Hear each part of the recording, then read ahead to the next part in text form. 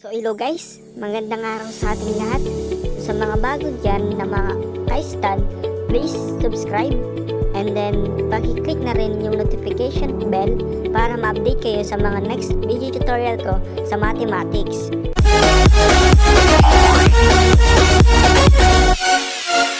So ang ituturo ko sa inyo ngayon is ang exponent rules. So yung laws of exponents and yung examples. So first, what is an exponent? So the base a raised to the power of n is equal to the multiplication of a n times. Ang a raised to n is equivalent lang siya sa a times a times a n times, where a is our base and n is our exponent. So example, 3 raised to 1. Ang 3 natin is yun ng ating a, which is our base. And yung 1 is yung ang ating exponent. So therefore, 3 raised to 1 is equivalent to 3. And then another example, kapag ang base natin is 3 ulit. And then ang exponent natin is 2. So ang gagawin lang natin, 3 squared is equivalent to 3 times 3 equals 9. So for example, yung n naman natin is 3. So gagawin lang natin, 3 times natin i-multiply yung 3. So 3 times 3 times 3 is equivalent to 27. And ganon din yung 3 raised to 4. So 4 times mong i-multiply yung 3. So 3 times 3 times 3 times 3 is equivalent to 81. And yung our last example is yung what if yung ating exponent is 5. So ang gagawin lang natin, ang 3 raised to 5 is simply equivalent to 3 times 3 times 3 times 3 times 3. So 5 times natin siyang minultiply itself. So meron tayong 243. So ipapakita ko muna sa inyo yung mga different exponent rules and properties.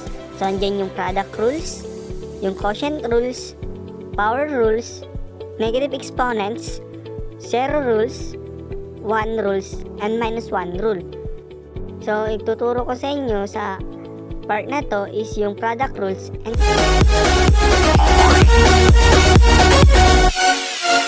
mag-start tayo sa exponent product rules.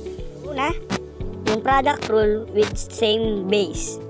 So meron tayong a raised to n times a raised to m is equivalent to a raised to the sum of n and m. So ibig sabihin lang, kung ang base natin is parehas, which is yung a natin, then ang gagawin lang natin sa kanilang mga exponent is simply i-add.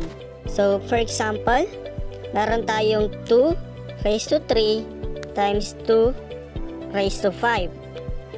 So alam natin ng ating base is yung 2. So yun yung ating a. And then ang exponent natin sa isa is 3. So pwede natin i-denote na yung n natin is 3. And then yung m natin is 5. So ibig sabihin, isusubstitute natin yung n natin na 3 then plus yung exponent natin na m na 5. So therefore, 2 raised to 3 plus 5 is simply equivalent to 2 raised to 8. And then alam natin na ang 2 raised to 8 is ibig sabihin lang yan na i-multiply natin 8 times yung ating 2. So 2 times 2 times 2 times 2 times 2 times 2 times 2 and times 2. So once na pinag-multiply natin ito is magkakamap tayo sa sagot na 156. So ibig sabihin, ang 2 raised to 3 times 2 raised to 5 is simply equivalent to 156 using our product rule with the same base. So naintindihan natin? So ang ginawa lang natin is pinag-add yung exponent na 3 and 5 and nag-come up tayo sa 8 and then simply i-multiply natin yung ating 2 8 times. So next example, what if meron tayong 3 raised to 2 times 3 raised to 3? Using our product rule with same base, a raised to n times a raised to m equals a raised to m plus 7. So ang gagawin natin, i-add natin yung n at saka m natin. So ang n natin dito is 2 and then yung m natin is 3. So ang gagawin natin, meron tayong a na 3 and then just add our exponent 2 plus 3.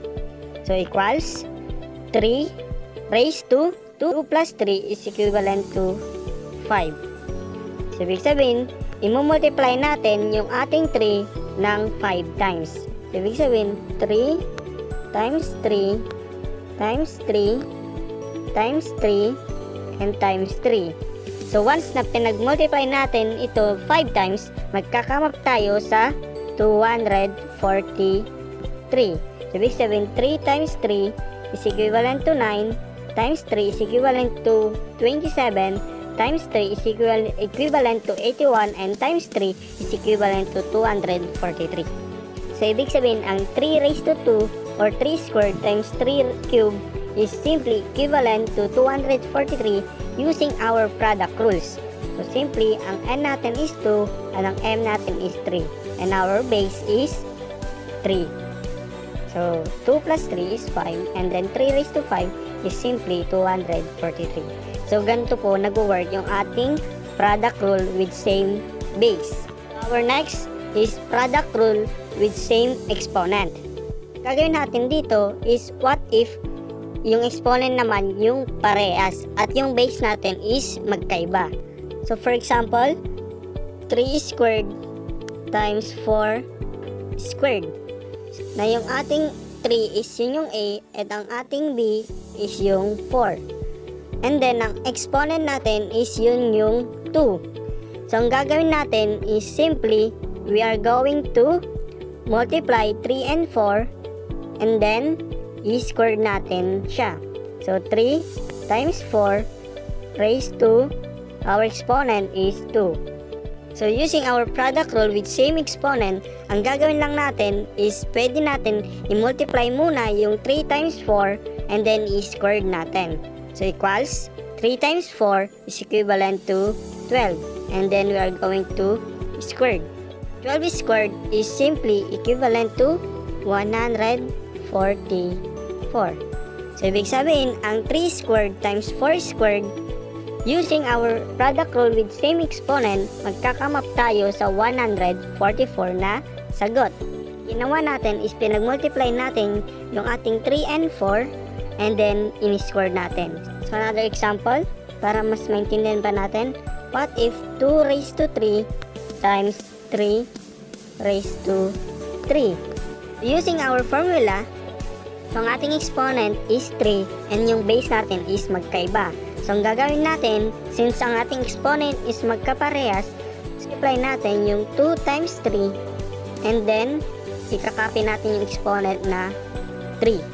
So, ibig sabihin, sinubstitute natin sa ating formula. Na ang ginawa lang natin is pinag-multiply muna yung 2 at saka 3 and then i-cube natin siya.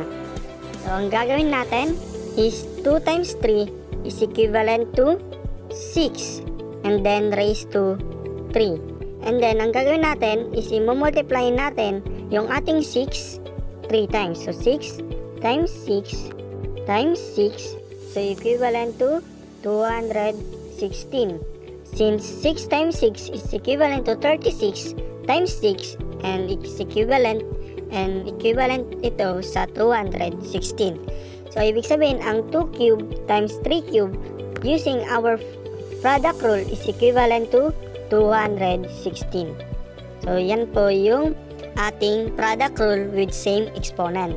So, ang gagawin lang po natin is once na ang exponent natin is parehas, pwede natin gawin na i-multiply muna yung ating mga base and then i-erase natin kung ano yung exponent na given. So, ganun po nag-work ang ating product rule with same exponent.